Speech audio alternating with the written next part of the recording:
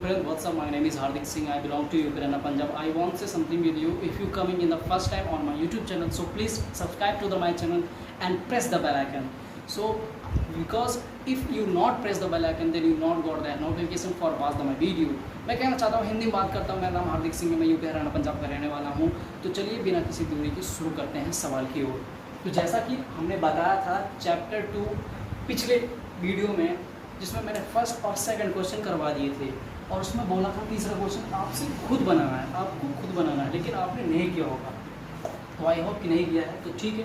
तो मैं शुरू कर रहा हूँ सवाल की ओर, और ध्यान दीजिए कैसे करना है सवाल को। सबसे पहली बात बताता हूँ कि पॉलिनोमियल में नहीं है, कैसे। तो भाई सबसे पहले मैं बताना चाहता हूँ कि जो इक्वेशन बनी है ये हमारा पॉलिनोमियल नहीं है। मैं आपको प्रूफ करके दिखाने वाला हूँ कैसे नहीं है। ये देखो, ax² + bx + c = 0। तो गाइस देखो, x सीधा है और ये 1 सीधा है। हमेशा x 1 के साथ रहता है और बिना x वाला 1 के साथ रहता है। तो आई होप कि आप समझ चुके होंगे। तो क्या करना पड़ेगा, हमें इसको इधर लाना पड़ेगा और इसको इधर लाना पड़ेगा। इससे करके हम इसे बदल सकते हैं और एक पॉलिनोमियल का रूप दे सकते हैं। तो ठीक है, चलिए देते हैं। मैं इसको अच्छे से लिखना चाहता हूँ क्योंकि यहाँ पे काफ़ी ज़्यादा मैंने वो कर दिया है। आप लोग इसे ढंग से अच्छे से बना लीजिएगा। तो है ये 6x² - 3 - 7x। अब चलो इसको पॉलिनोमियल में चेंज करते हैं, देखते कैसे चेंज होता है। ऐसे अगर लाइफ में फ्यूचर में कभी भी सवाल आ जाता है, आपको कुछ नहीं करना, सीधी और साफ भाषा में बता रहा हूँ, जो कि आप हमेशा याद रखोगे तब तक जब तक आप यहाँ पे गवर्नमेंट एग्जाम या कोई सा भी एग्जाम नहीं लिखा। 6x² - 7x - 3 = 0। अब ये टोटली हो चुका है पॉलिनोमियल के रूप में। चलिए सॉल्व करते हैं। कैसे करेंगे मैंने पहले ही बोल चुका है। 6 को 3 से मल्टीप्लाई करते हैं। क्या करते हैं, मल्टीप्लाई। देखिए कितना आ गया, 18 आ गया। I hope you listen carefully. पिछले वीडियो में मेरी वॉइस प्रॉब्लम थी थोड़ा, तो आई होप कि इस वीडियो में वॉइस प्रॉब्लम थोड़ी कम होगी और मैं आपको ज़्यादा से ज़्यादा सवाल करवाने की कोशिश कर रहा हूँ। तो प्लीज़ चैनल को ज़्यादा से ज़्यादा सब्सक्राइब करें, लाइक करें, शेयर करना ना भूलिए। अभी मैं आपको बहुत सारी चीज़ें जो शेयर करनी बाकी है। अगर चाहते हो कि हमारे हमसे सीखने के लिए, तो प्लीज़ हमारे चैनल को ज़्यादा से ज़्यादा ग्रो करवाइए। और 2 9 = 18, 3 3 = 9, 3 1 = 3। ठीक है। इसमें आप देखिए इसमें कॉमन क्या आ रहा है। देखो 3 3 = 9 और ये 2, यानी कि 9 और 2 ऐसे फैक्टर हैं जिसको जोड़ने घटाने पे 7 और मल्टीप्लाई करने पे 18, यानी कि 18। और हमें ऐसा ही चाहिए। तो जो बता देता हूँ कैसे। कहने का मतलब है 6 3 18 होता है, 6 3 18 होता है। अब हमने बोला था CFC रूल अपनाना है। क्या अपनाना है, CFC, कांस्टेंट फैक्टर कांस्टेंट। ये कांस्टेंट होता है, ये फैक्टर होता है, कांस्टेंट होता है। हमें कांस्टेंट को और इस वाले कांस्टेंट को बिल्कुल वैसे रखना होता है। बीच वाले का हम फैक्टर करते हैं। किस लिए करते हैं मैं आपको पिछली वीडियो में बताया है। तो आई होप कि मुझे आपको दोबारा बताना नहीं होगा। मैं सीधा सवाल को ले चल रहा हूँ बिना किसी देरी के।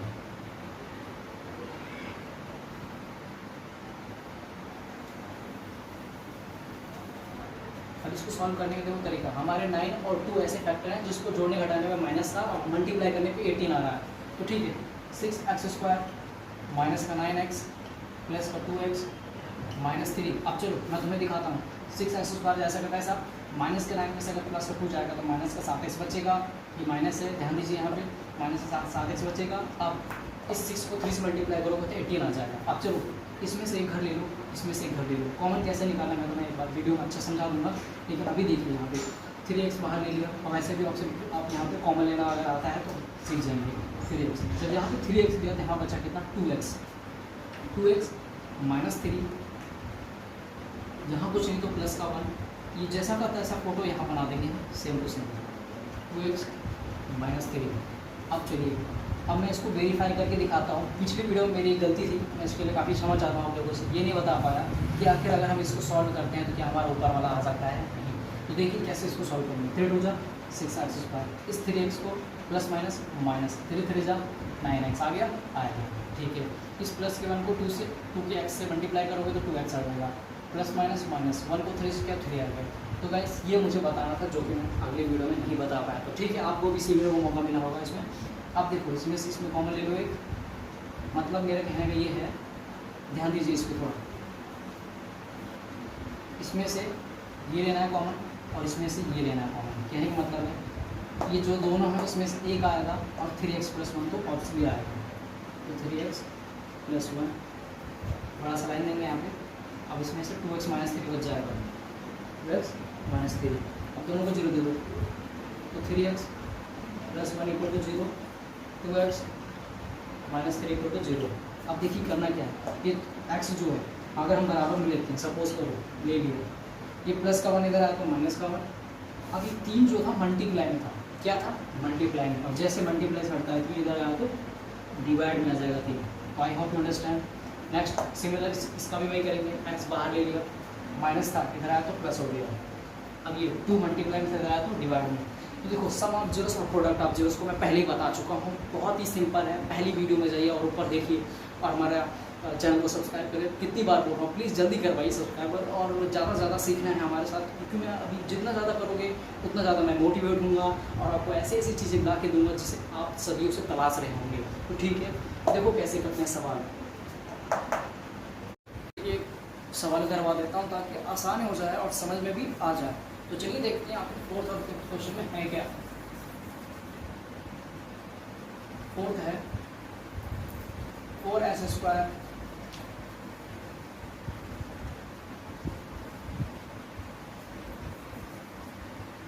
सॉरी 4u² प्लस का 8u, ये क्वेश्चन है। अब हमें हमेशा से सिखाया गया है कि जो पॉलिनोमियल होता है, बहुपद होता है, वह हमेशा इसके रूप में होता है ax² प्लस का bx प्लस c = 0। अब देखो यहाँ पे ax और bx मिल गया, लेकिन c कहाँ से लाएं, और जब c कुछ ना हो तो क्या मानते हैं, 0 मानते हैं। क्या मानते हैं, 0। तो आपने सही सुना, तो हम c की जगह 0 रखेंगे, कोई प्रॉब्लम नहीं आएगी हमें।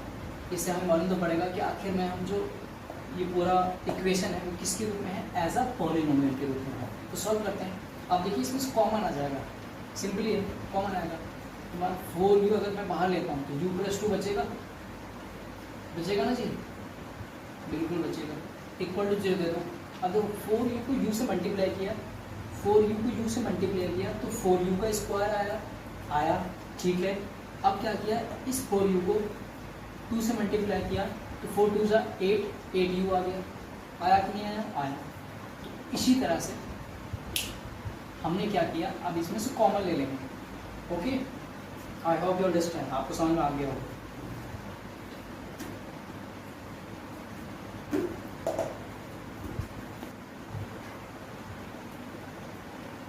एक बार 4u = 0 दे दो, एक बार u + 2 = 0 दे दो। तो देखो जैसा कि मैं अगर 4u = 0 देता हूँ और एक बड़ी सी लाइन खींचोगे, आप यहाँ लिखोगे u + 2 = 0।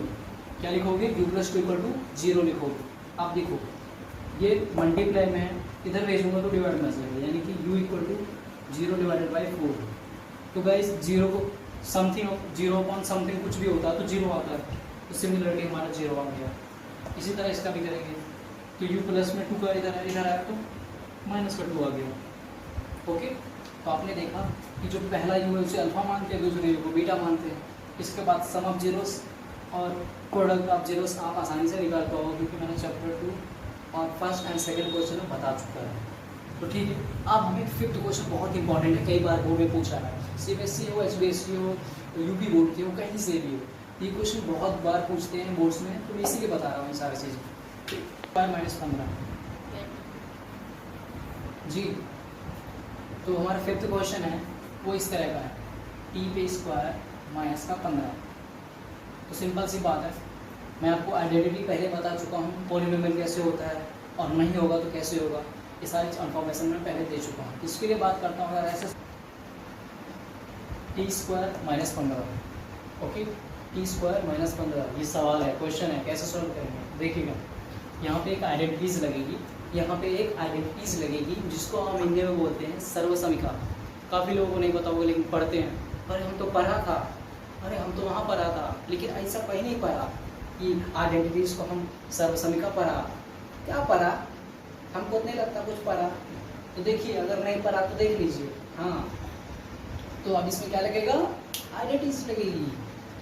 तो देखिए कौन सा आइडेंटिटीज़, पहली t से मल्टीप्लाई करेंगे तो t² आ जाएगा, माइनस प्लस माइनस हो जाएगा, और 15 को एज वाले रखेंगे, 15 आ जाएगा। अब देखो इसमें से t माइनस 15 इक्वल टू 0 दे दो और t प्लस 15 इक्वल टू 0 दे दो।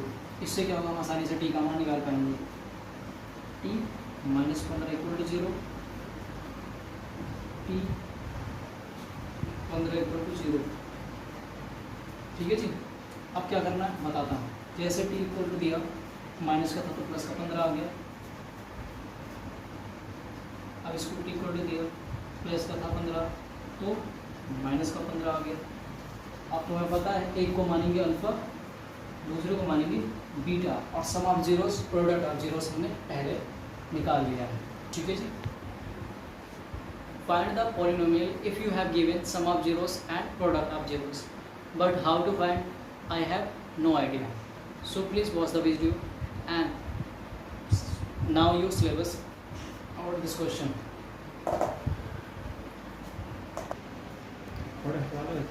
You have given first sum of zeros, जिसे हम बोलते हैं हिंदी में शून्यकों का योग, और उसको हम दिखाते हैं अल्फ़ा प्लस बीटा से। सेकंड है प्रोडक्ट ऑफ जीरोस, जिसको हम दिखाते हैं अल्फ़ा इंटू बीटा से। हिंदी में से बोलते हैं शून्यकों का गुणनफल। आई होप कि आपको ये समझ में आ गया होगा इतना। चलिए आगे देखते हैं। इसमें एक फॉर्मूला होता है, मैं आपको लिखवा रहा हूँ, थोड़ा ध्यान से सुनिएगा और देखिएगा। बोलते हैं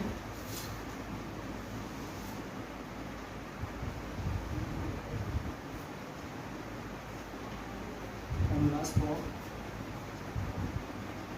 मेकिंग polynomial.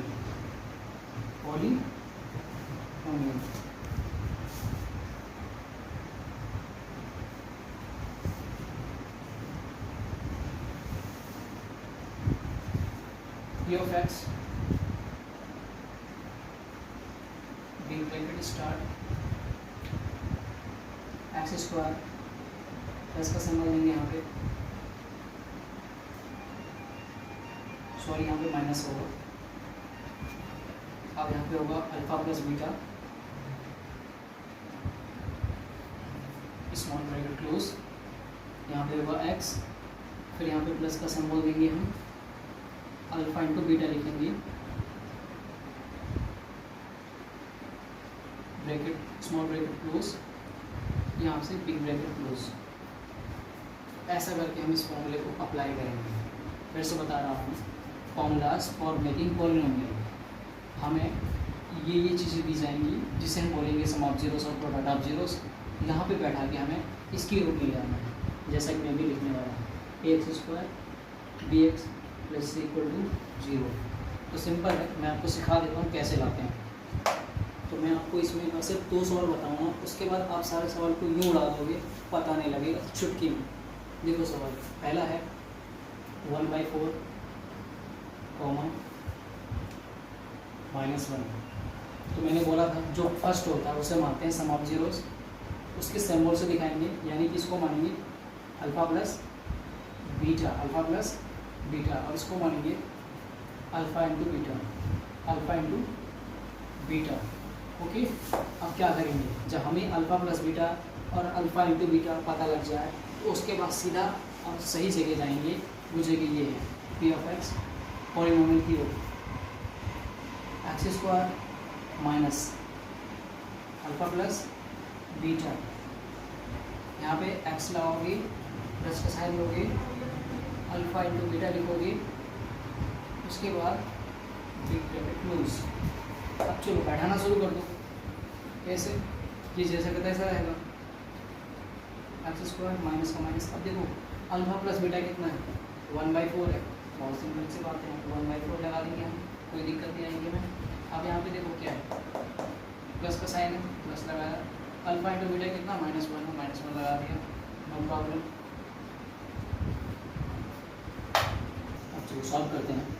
तो मैं इस चीज़ को थोड़ा ऊपर की ओर करता हूँ। देखो इस 4 को x से मल्टीप्लाई करोगे तो 4x स्क्वायर आ जाएगा, इस 4 से x से मल्टीप्लाई करोगे तो 4x स्क्वायर आ जाएगा। तो जैसा कि मैं देख रहा हूँ 4x स्क्वायर आ चुका है, आया, ठीक है।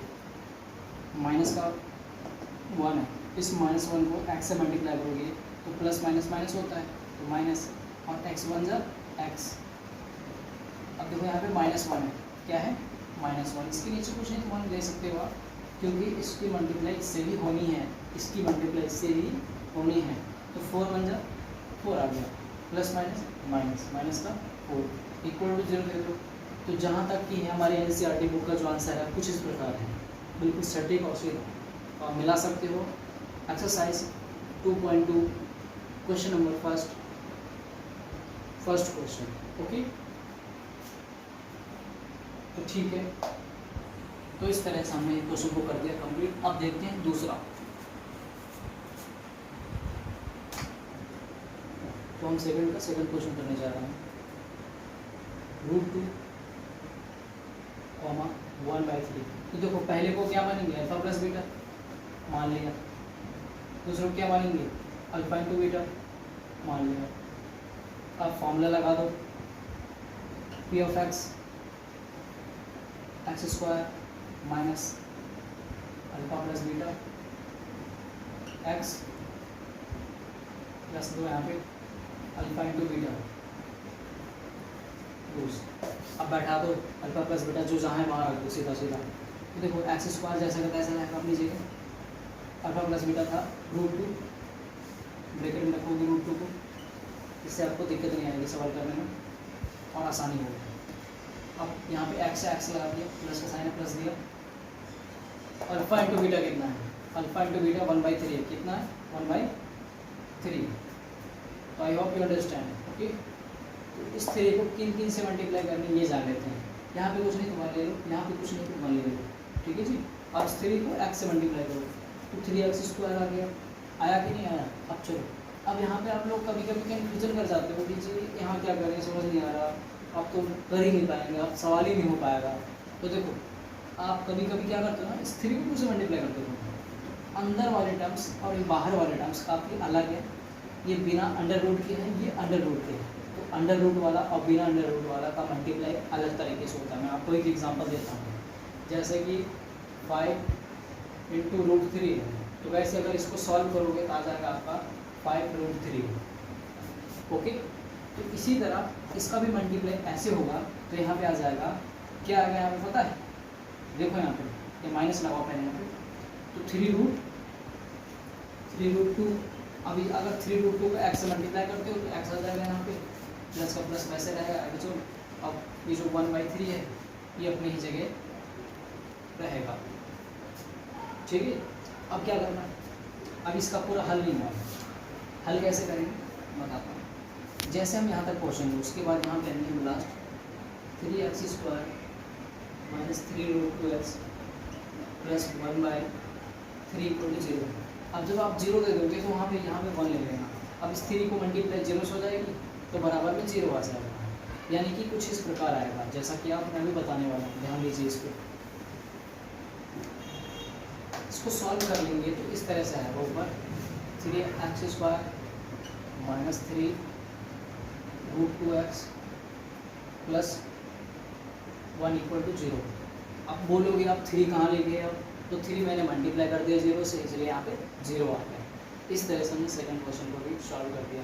तो मैंने आपसे प्रॉमिस भी किया था जहाँ तक की है कि मैंने एक्सरसाइज 2.2 का सेकंड का फर्स्ट और सेकंड क्वेश्चन बताऊंगा, उसके आगे क्वेश्चन आपको करने हैं और आई होप कि आप करोगे भी। तो ठीक है, आज के लिए इतना ही। अगर आपको वीडियो पसंद आई हो तो please video like share subscribe करना ना भूलें, और प्लीज़ ज़्यादा से ज़्यादा करें। बहुत सारी चीज़ें आपको बतानी बाकी हैं, तो मैं तभी बताऊँगा आपको जब मेरे चैनल जल्दी जल्दी आप ग्रो करवाइए। बस मैं कुछ नहीं जानता, उसको बटन दबाओ और घंटे को दबाओ, लाइक करो वीडियो को यार। अब फ्यूचर से रिलेटेड आपकी सारी संबंधित जानकारी आपको इस वीडियो में मिलेगी। तो आज के लिए इतना ही, मिलते हैं अगले एपिसोड में। Thank you.